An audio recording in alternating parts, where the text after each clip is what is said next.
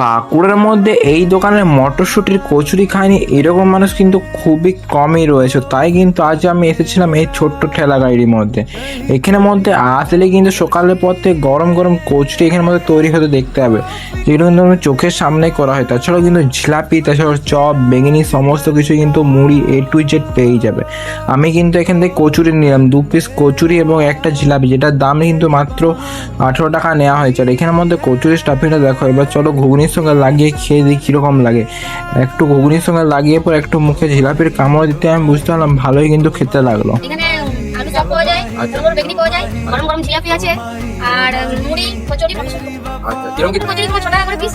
আর আলু চপ আছে তোমার 5 টাকা পিস, বেগুনিও 5 টাকা পিস, আর জিলাপি তোমার 6 টাকা পিস। আর এখানে ঘুগনিটা তৈরি করা হয় সোয়াবিন ঘুগনি তৈরি করা হয়। আর এটি খেতে হলে বাঁকুড়া কলেজ মোড়ের সামনে যে কৃষি ভবনটি রয়েছে তার একদম ঠিক সামনে কিন্তু দোকানটিকে তোমরা দেখতে হবে। তাহলে একদিন চলে এসো সকালবেলা জলখাবার সাথে দোকানটির মধ্যে।